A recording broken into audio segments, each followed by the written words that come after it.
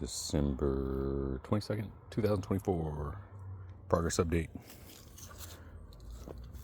This is a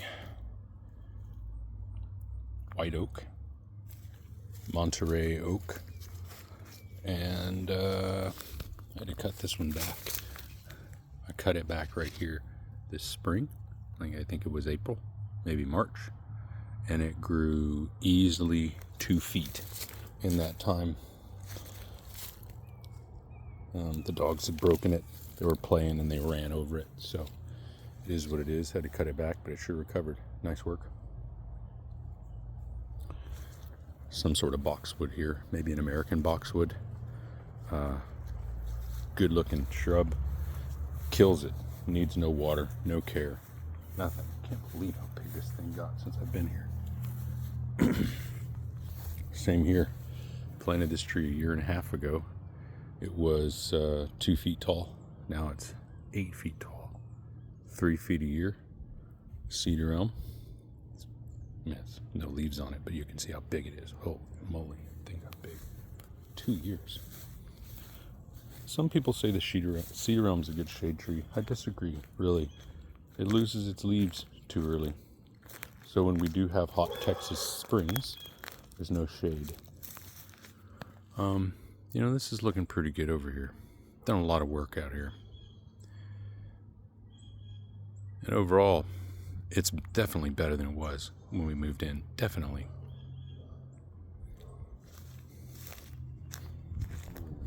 A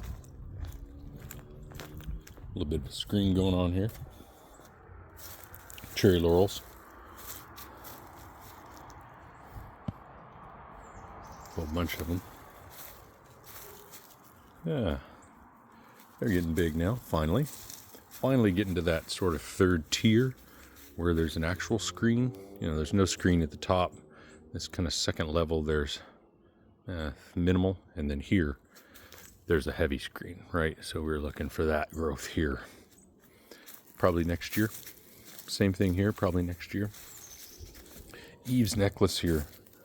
I mean, this thing is, I don't even know what to say about this. It really, yeah, I just let it go.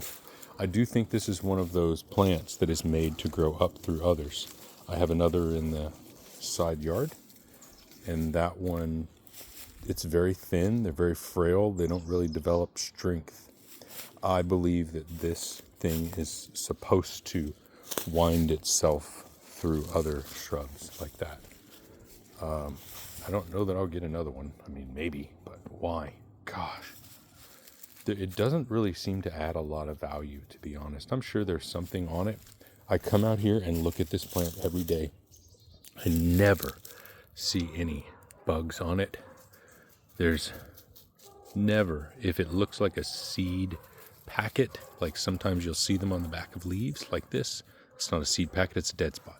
There's never any wildlife on this thing, so I'm not sure what it does above ground. Maybe it does something below ground that's beneficial, but I don't see a benefit. It doesn't flower that's substantial. I don't see any wildlife that goes to the flowers when it does flower, so I don't know. This one's finally making it. It was broken twice in the first year. Oh my gosh. Just struggled. Now it's finally catching on.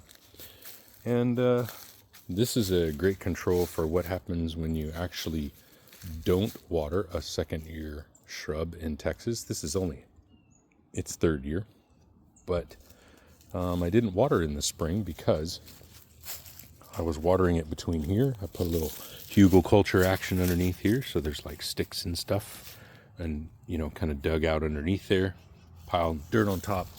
Well, just watering it there, it got no water, and it was hurting. I mean, it looked kind of like that everywhere. And finally I started giving it water properly where it wanted, and over here, and hey, it came back. But I mean, you do have to water a shrub for the first year. You have to baby it, and this one I kind of slacked off at the end, so it let me know. This one was as big as that one. the far one. And now it's one of the smaller ones after just dripping it. I mean, I don't water a lot. All I do is drip them. But I drip them during the dry season. And this one got nothing until the end of August when I realized, hey, how come this one's not doing very good? Mountain laurel. Love this guy. In another year, he'll be tall enough to get sun over that fence. So he'll get a little filtered morning sun. Right now.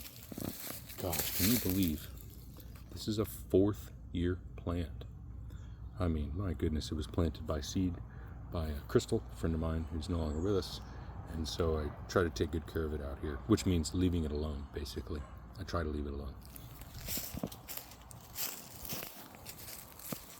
Oh, and the oxalis, too. I'm definitely going to dig some of this up, take it to Houston. I don't know if it'll live there, but I sure like it. It's so diminutive, it's so small, it pops up, it does its thing, and it's gone. It's out. It's very fragile in this temperature. You can even see where it grows natively. I let it grow. I encourage it to grow. Grows right in the edge of shade, just barely getting any light. Grows back there too. It never grows anywhere where it gets full sun, it seems like. That's oxalis. It'll be beautiful here in a couple of months maybe. So this is the start of some hugelkultur for me. I just kind of pile up a bunch of sticks.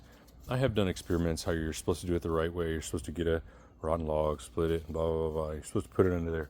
So I've experimented with different methods and I haven't found a difference. So what I do is I dig down about 3 inches with my hands. It'll usually be, compost leaves, stuff like that. And then I'll pile dirt on top to make the berm. So, and I just put a bunch of sticks in there, a whole bunch of sticks in there. And I find when I have had to excavate them in the past, I have found that there is a difference in the quantity of sticks. Like there'll be, 3 big ones versus all these kind of smaller ones. But the quantity of stick material will be the same. So there you go. That's my 2 cents. Got to keep it covered, though. Got to keep it covered. My good friend Susie Hicks said if you don't keep it covered, they dry out your beds. She was so right. Greg's Mistflower. I mean, this is the stuff that I use to attract butterflies back here.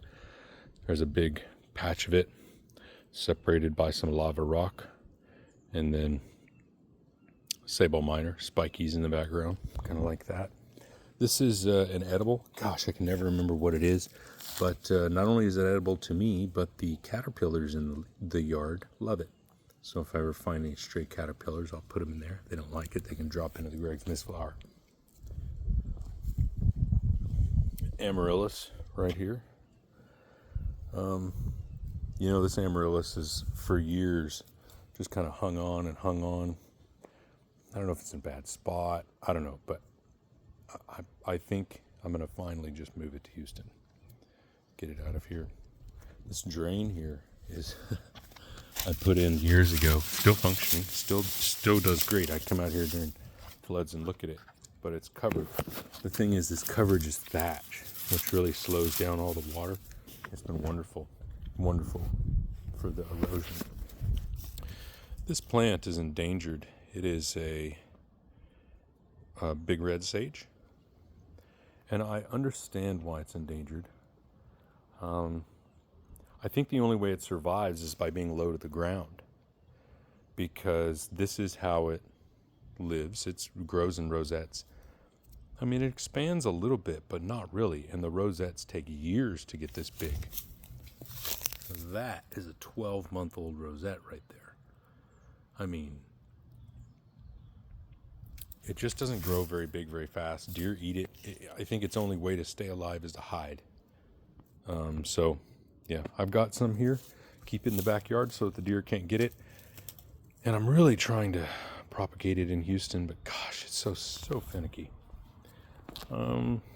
Lava. Love the lava rock. This was from a family family member who used to own property in Hawaii back when you could take it. They brought it over here, and I like it here. Kind of adds a little divide. I'm really hoping to hold the Greg's Mistflower back from the Sabal Minors as long as possible. I love this plant. Really love it. There's a whole bunch of new ones growing down here too. It's the seeds have spread, and I mean, you can see the new ones here. There's another one over here. Anyway, they're all over. Really excited to see those. And just love. These are getting big. They grow so slow. You can kind of see one of the big fans coming out right here. Oh, nice. Way to block the sun. Right there, you can see it coming out. There's also one that has a leaf deformation on it. And I researched what it's called, but I can't find what it's called. This is a Sabal Minor with some sort of leaf deformation.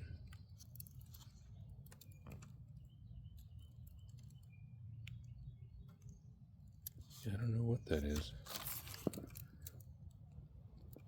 You know, I'm not formally trained in biology or anything. I know nothing except for what I see, and then I go research it. This just is interesting, and it's on all the leaves. It's kind of folded up. I don't know if you can see the fold. Unfocused on that. Perfect. There it is. See, it's folded. Folded up there too. Yeah, interesting. It doesn't happen on all of them, but it does happen on this plant on multiple leaves. This one's folded in a different way. I keep trying to focus on it. There it is. Look at that. I mean, it's just weird. It breaks at the fold too. See this one? Broke at the fold. Yeah. So, yeah, I planted mint here, and it's kind of an experiment, but the mint is not going to outcompete that. So, I'm going to let the mint grow here, and that's why I got a berm and protect it and everything this year. This chili patine is right here. Its root trunk is right there. You can see how far out it grows. It really doesn't like it here. Really doesn't like it here. Its trunk is right there. It's growing this way. So, I don't know, considering digging it up maybe? So beautiful though. It's certainly doing well. I mean, it doesn't hate it here. I just don't think it likes the summer. And it doesn't grow this way at all. That's the light. It's growing against the light. So it's getting too much light. It's trying to tell me, getting too much light, getting too much light. So, I don't know. Maybe I'll leave it there and just let it seed out. Over here we have Turk's cap. Oh, actually more pollinator stuff. That's right. That's what this is all about, really. Pollinators. This is another edible. I've got another pot, and whenever I find this plant, I just throw them in the pots that I have because the butterfly larvae love them. I find all kinds of larvae on that plant eating it, so they obviously like it, and then they crawl off somewhere, and then they go make their what are they called? Cocoons. Earthbox has been around since a couple of these. Oh no, actually all these are the new ones, but I've had these for a decade for real. Turk cap. So first, this drain. I put this drain here because the water was coming down and just eroding out all the soil. Like seriously, it was just taking out all the soil.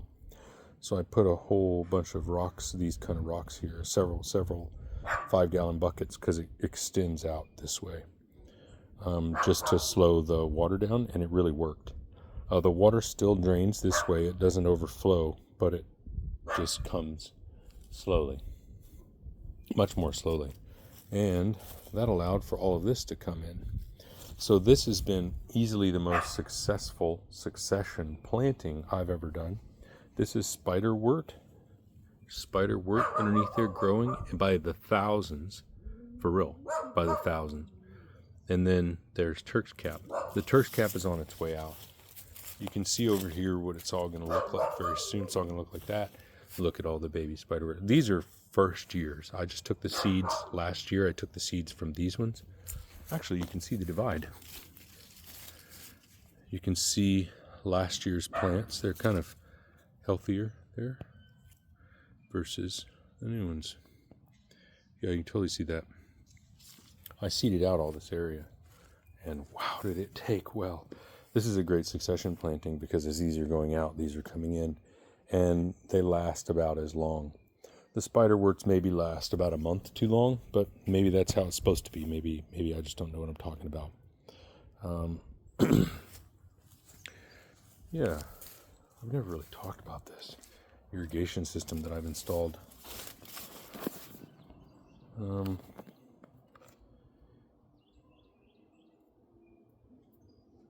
This is a PVC. Goes all the way back. And it comes to here to a 4-way splitter, one of which has a timer on it. I have 2 timers, but I moved one of the irrigation systems to the front yard. So just had to tunnel under the sidewalk, and when I did that, it was all good. So this goes all the way up. This curls around and makes a 90-degree curve. And this used to feed the vegetables that I had back here. I used to grow vegetables back here before I decided on the Greg's Mistflower. This is a hose that was going to a device that's no longer here, so it just needs to be taken off. And this is going to go to a hose to work the automatic sprinklers in the front yard. When I say automatic sprinklers, I'm talking about motion-activated water sprinklers, so that if anything moves at night, it gets scared. It's pretty awesome. The video is hilarious. And yeah, run it along this way. Over here, a couple lines going over this way.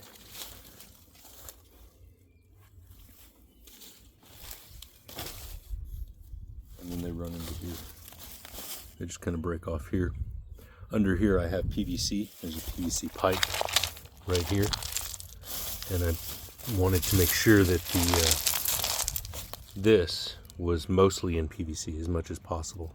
So it emerges here and then comes into a splitter. But I haven't had to replace it so far. People and things tend to stay away from this area. And then I've got this, which goes under the sidewalk in a 6-inch pipe. I'm so glad I put a 6-inch pipe there because it allows me to really fit things through. I mean, I've got several different hoses coming out here, and it is easy to put these through. I mean, it seems daunting, like, oh my gosh, I've got to go put through whatever. Coffee poured out. It is so super easy with that 6-inch pipe. It just fits. All you have to do is make sure the nozzle doesn't hang on anything. Fit it through. Comes out here. I've got to get the Dremel and do some more work. You know, see, I've got some done, but they're not all going to fit in there. So I've got to get the Dremel, do a little bit more work here. But that is amazing. So happy with that. We've got 2 irrigation lines that run out this way. This is all going to the recycling. Run into there. That's my my coarse material for my next compost pile. So I make my compost piles in the winter when because it's hard work, and I do that just transition it during the winter. So I've got all this coarse material lined up for that. And so yeah, runs under the coarse material. One line runs out here. The other one runs over here. There it is. So, I tried to hide them as much as possible. You don't really see them unless you're looking for them. Over here is kind of ugly. That's one of the things I got to fix today. See how the tiles picked up? I'd really like to get this looking clean so I could just put the hoses out there, tiles in, and just kind of make that part of it. But I got to do some Dremel work there.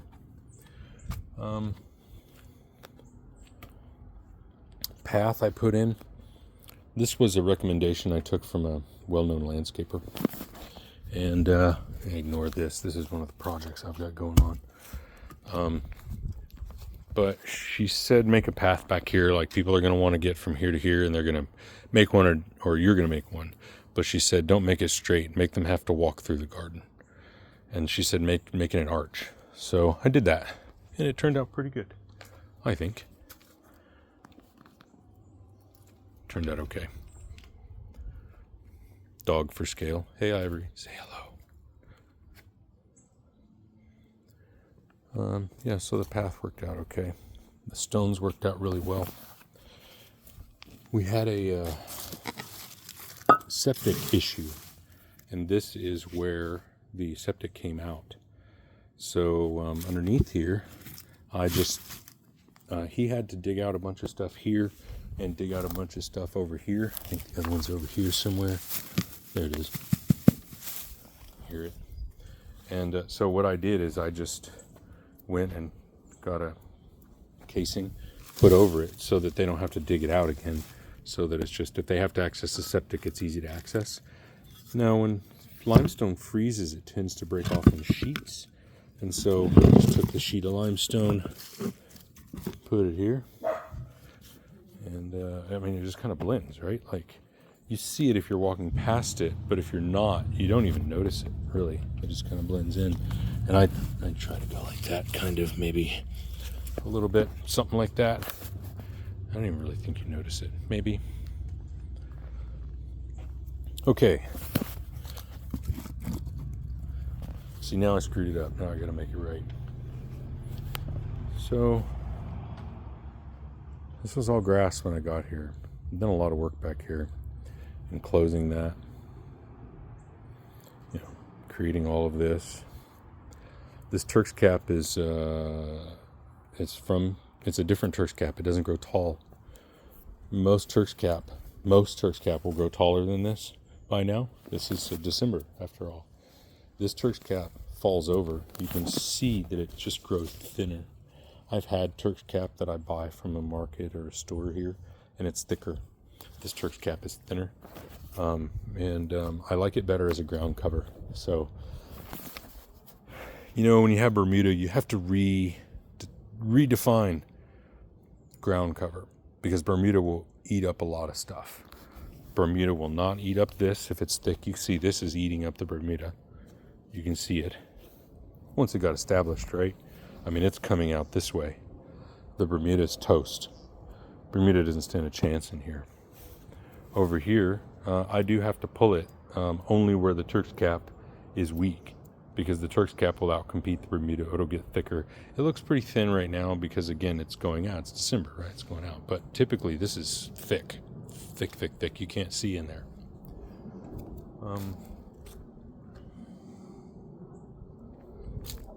What else? So I made this. Again, this is recycling stuff. From the recycling yard. I made this. I saw a video of a guy using one. There were no plans online or anything like that, so I went and researched how he did it, and it seemed to be in two parts, like a base, and then the base was hinged onto another part. So I made it. So I just put this together. If I had to do it again, I wouldn't make it out of 4x4s. Definitely doesn't need to be that heavy. I would have done it out of 2x4s and just reinforced them a little bit better. Like I need a reinforcement over here, just a strip across or something. But overall, it works great. Put the compost in here over the screen, 1/4 inch. I think they call it hardware cloth. I think is what they call it, or garden cloth or something like that, landscape cloth, some sort of something like that. Anyway, it's 1/4 inch. And put stuff here, screen it out. If it doesn't fit, bam. And this is big enough for a wheelbarrow to go through. So this is my third pile.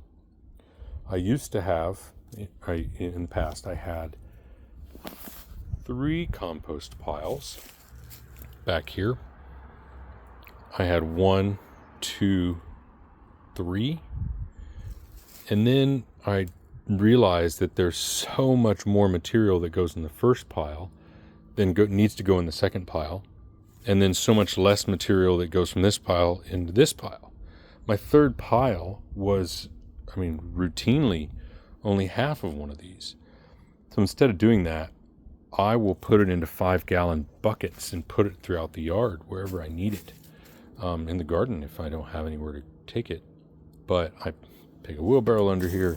This is my first pile, which I usually leave my first pile for a year. This is 2 years actually. This one was recycled. This portion of the pile was recycled last year, but this portion of the pile has been there for 2 years, and it shows. And look at all the compost down there. That's going to be like a lot. That's several wheelbarrows full of compost, which is a lot for me. And so putting that then in here for a second pile, I'll take the stuff that I can fit through here and make it into compost. And then second pile. There's going to be some stuff I just throw in here like that. I don't need to put that in the screen. But anything I think will fit, like that stuff, is going to go through here, turn into compost. And so I don't actually have a third. I just have a first and a second. So yeah, I'm about to go get a whole bunch more leaves. A whole bunch of leaves just fell. And so yeah, got this going on. And I love this thing. Absolutely love it. It makes compost so easy. Stand here and just dump it over. Next. So easy. I guess while we're showing off backyard stuff I've done. See, this was my third pile, by the way. That was the extension I had for the third pile. I didn't need a full gate because I never had a full thing. It was just kind of, so I even have this. I just have that over there now.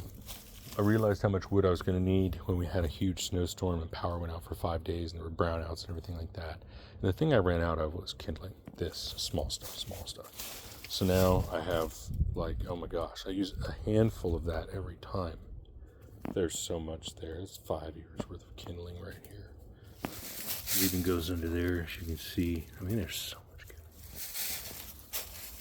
Second stuff, got a lot of this. What I really need, I need these, that size. I used to think, man, I need more of these, but what I really want to burn is these. This log is a commitment. In my fireplace, it'll take 2 hours to burn this log. So I better be awake that long. Whereas this, I can burn a lot quicker. And so I don't have to necessarily commit to a bigger fire. So I need more of those. So I got a whole bunch, but still I need more of those. And this is just future stuff. This stuff here, you can tell is still green, kind of. It's not even dry yet. This stuff over here is pretty dry. A couple seasons on it. So need to split some of this and turn them into this, I guess, forearm size. But yeah, that's what I got going on back here. Jazzy and Ivory are so camera shy. They don't know they're on camera. I have not put the roof over here yet. I really wasn't sure. I just wasn't sure about this. And the roof was an additional commitment. So I guess maybe in another year. Everyone told me that this wasn't going to last. It's been here for 2 years now. So it actually did last pretty good. And I'm going to cover it again before I leave. But I've got to do some fence work before I leave. And when I say before I leave, I mean before we sell the house. We're going to downsize eventually. This house is huge. We don't need all this. Yeah, and this is future wood. Just got to get back here and cut it up. Future wood, but that's good chopping. Love chopping wood. That's kind of where I do that. I've had this bark pile here for years, and what I found when I excavate the bark pile, because I'll use some of the bark mulch, reptile eggs. Reptiles are laying their eggs in there. And I thought maybe it was coral snakes, so I dug it all out. It wasn't. It was lizards. So I killed a whole generation of lizard eggs. So I'm not going to do that again. In fact, I add to it all the time. So I'm just constantly adding wood to the pile so that lizards have some habitat there. This is where I chop wood. Actually, I like this little niche. There's a little niche here in that. I didn't think I would, but it allows you to prop up odd shaped pieces of wood. So if they're odd shaped, you can just prop them up in there. Really nice. That's what I got for you. And that is the backyard. It took me 9 years to make all this. It wasn't just this, but 9 years. It looks pretty good. Pretty proud of that.